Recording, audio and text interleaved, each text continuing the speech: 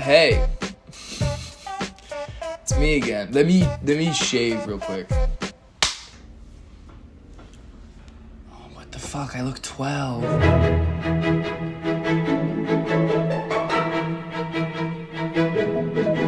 Been a while. I've been dealing with like finals and life stuff, and you don't care. This is a little video to hold you over while I work on bigger things in the background. As you guys know, like many others who have come before me, I find immense pleasure and dopamine in playing video games. And also, like many others, I usually find the greatest amounts of dopamine in like big online multiplayer games. Getting a rampage in Dota 2 or collateral with the op or hitting your first flip reset in Rocket League. People find a lot of value in these high energy, like intensely competitive games. I don't even like Fortnite that much, but getting my first victory royale was an amazing feeling, and for good reason. Proving that you have more skill than somebody else, like by pulling off some kind of sick maneuver, is why online gaming is like the most popular way to game these days. It feels really good to win, to prove that somebody's lower than you, to see yourself become tangibly better as time goes on. My whole life I've been surrounded by people who game this way. They have zero interest in like a campaign or a single player game because the pleasure they get from gaming comes from competitivity and growth and shit like that. And that is so perfectly valid, but it's also not really how I do things. Don't get me wrong, I've been right there with you guys, you know, holding long on Dust 2, being pocketed on Hightower. Good luck with that sentence, Mom. But these days, most of the pleasure that I get from gaming comes from like immersing myself in a crazy magical world or like following a really satisfying narrative. With the exception of like a few key titles, all of my favorite games are like single player experiences. And this is not to say that single player games lack the satisfying gameplay loops that multiplayer games do. Some of my favorite single player experiences have revolved around me skipping every single cutscene and like flexing my knowledge of the game's systems on the NPCs. But there's value in a good story, right? It's why we watch movies and TV shows. I'm not watching Breaking Bad because it's so fun to play as Walter White. Hit a 360 meth no scope. This example is so bad. What the fuck? Usually what keeps me around till the end is how good the story is, right? Like, I burnt out on Bioshock 1's combat like a motherfucker, dude. It's a great game, but the only reason I completed it was because I had to see how it ended. Obviously, it's the core gameplay loop that keeps you coming back, but a good video game story goes a long fucking way, dude. And this brings me to the subject of today's video. I have friends who play single-player games. Most people do. That's not the point. The point is, one genre of game that I've rarely seen any of my friends indulge themselves in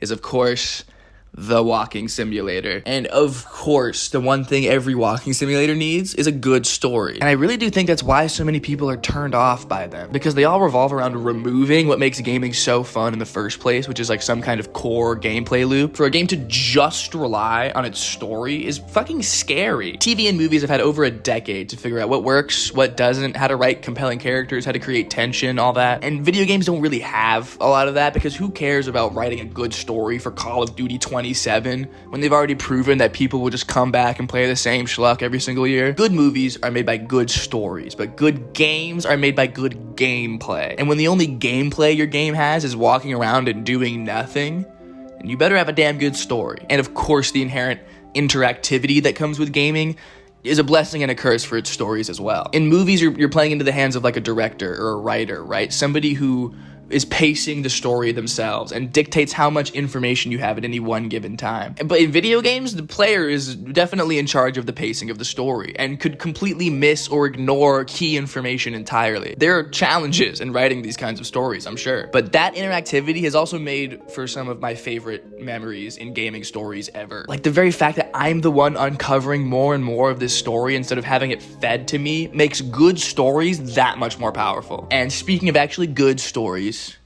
maybe it's time that we got started.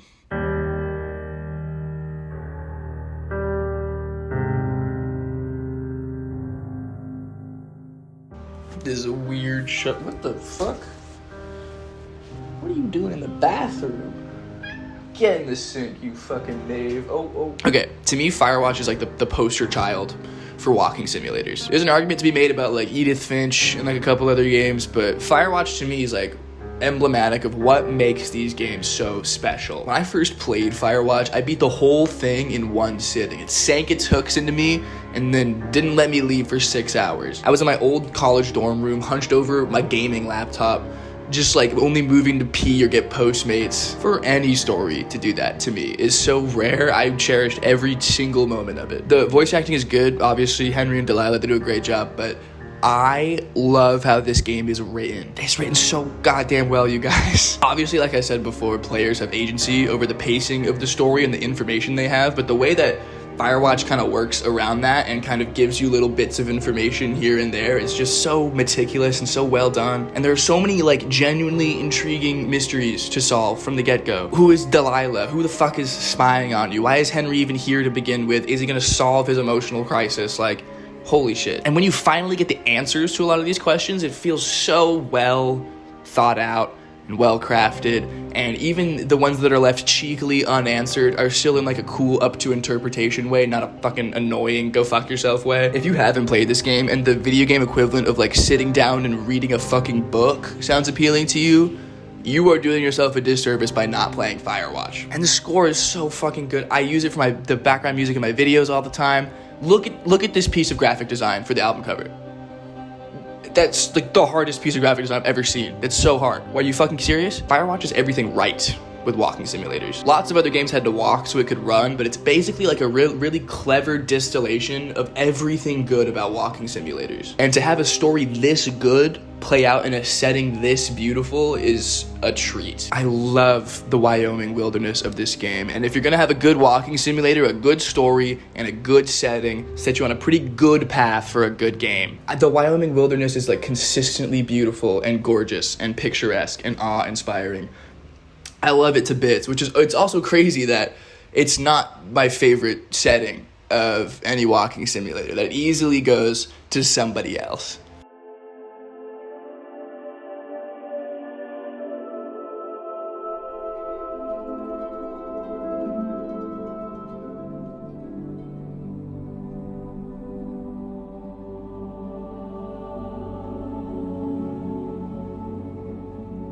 I do not want to see a single swimming simulator comment, okay? Shut the fuck up. It's under the all-encompassing umbrella of walking simulators.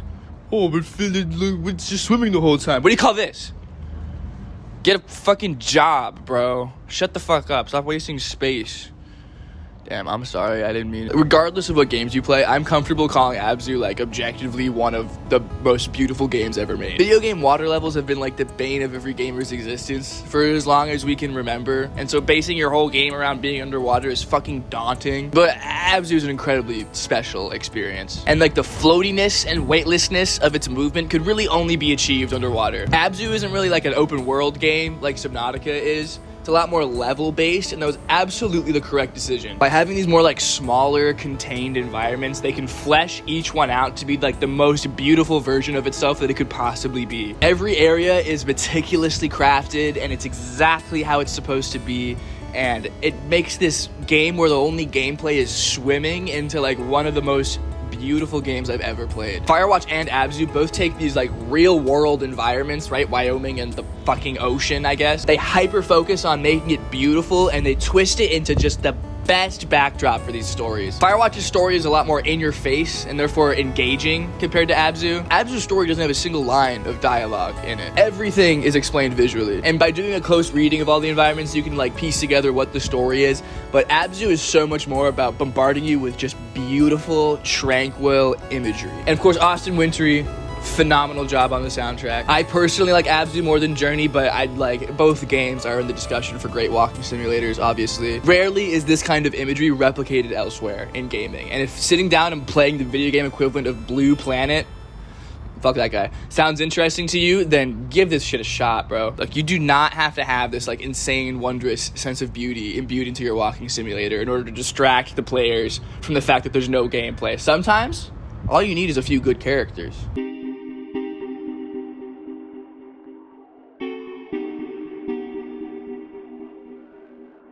Okay, I'm not gonna say shit about Oxenfree. This section's gonna be like 30 seconds. It's an incredibly small production that needs to be played before it's seriously talked about, but it's one of my favorite video game stories ever. It's small, it's contained, it doesn't bite off more than it can chew, but when it does bite off, it fully swallows. Pause. It's about a group of high schoolers who go to an island to party, and some spooky shit happens to them. That's it. It's a plot you've seen a million times before, But it knows that. It knows it's a game about spooky shit happening to high schoolers. But what makes it so special is how these high schoolers react to what's going on and each other, these interpersonal character dynamics. All of the characters are fire. They're very natural, they're well written, they waste none of your time with the dialogue. Alex's walking speed is fucking excruciating, honestly. This is like the most walking simulator out of the whole bunch, but man, is it a good story. That's literally all I'm gonna say. Like, it's a way smaller example than these other ones, but it fucking deserves a spot in this video, because it's goated, it's oxenfree. But it's just like, you gotta go play it, you know what I mean? So, okay. We're starting to learn why I like these kinds of games. Good stories, good characters to lose yourself in. And if you're lucky, it's gonna be really pretty too. And as a film major, I hate referring to myself as one of those creatures. But as a dude who's into movies, I like a good story, man. Look, I'm down for the fucking no scopes and the flip resets and whatever the cool kids are doing these days on Fortnite, building $800,000 mortgages. Actually, they took building out. Okay, I'm down for all the hyperactive shit, okay? I'm down to have fun, but a good story is equally, if not more, valuable in a video game to me. So for my last example in this video, I'm gonna do what I do best. I'm gonna cheat just like a little bit. I'm gonna talk about something that is technically, most certainly not a walking simulator, but in my opinion is like the godfather of these kinds of games. Well, I've played a lot of Telltale games in my day, namely these ones, but I enjoy all of them, I think, even this one. But the main one I'm obviously going to be talking about is The Walking Dead Season 1. I haven't even played the other seasons. I plan on it, but Telltale's The Walking Dead Season 1 is, in my opinion, like a top 5 story ever put to video games. And I can't even call it a walking simulator, because half the time you're not even walking, you're fucking watching. You're watching the game like a fucking movie until randomly they make you press X to jump over a cabbage stand or something. Why is that the first jumpable object that comes to mind? It's probably not even, cabbage stands are probably pretty tall. How the fuck did I get here? What was it? Oh, Telltale. This game is like the great divider for me in like getting to know people's tastes, because like I've met people who love this game for its insane story, like me, but I've also met some people who hate it for its like boring and minimal gameplay. There's a reason they call them seasons in the game, right? Because it feels a lot more like watching a fucking TV show than playing a fucking video game. And if that's not your thing, totally understandable, bro. Different strokes for different zombies. But then where do you draw the line of interactivity? Because the people who don't understand why I love this game are also people who will go and watch a TV show that's not interactive at all. But all of a sudden, one of my favorite stories is ignored just because it doesn't feel enough like a video game. And I think it really comes down to what people value in gaming, right? Whether or not that's like a good narrative or hyperactive dopamine retrieval.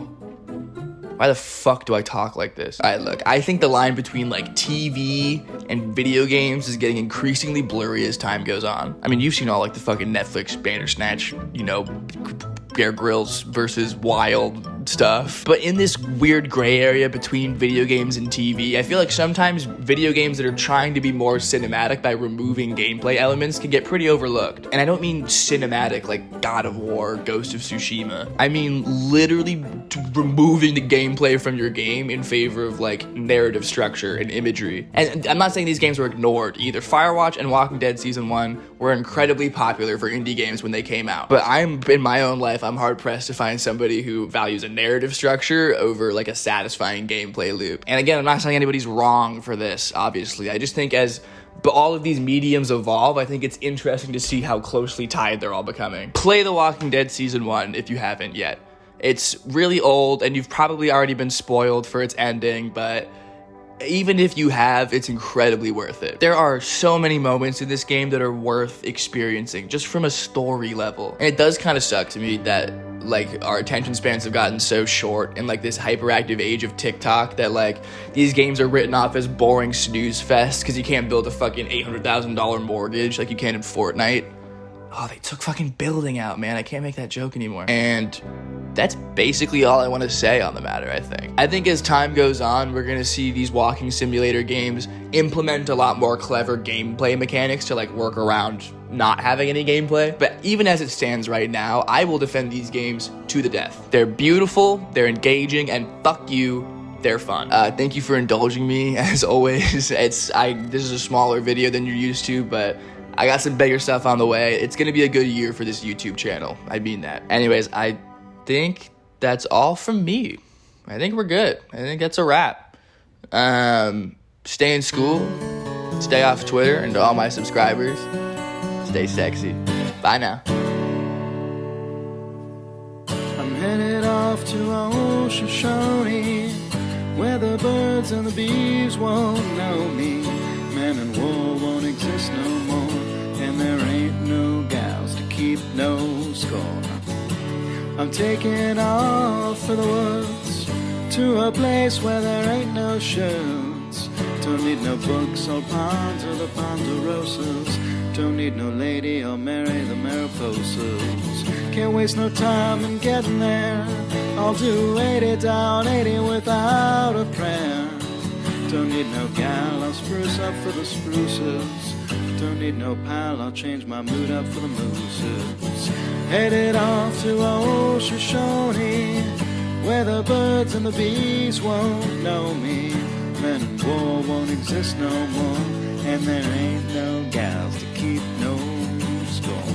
And if you're wondering where's my aspen, it's been cavorting amongst the aspens. Don't need no grass, I'll get altered among the alders. Don't need no mass, I'll grovel before the boulders.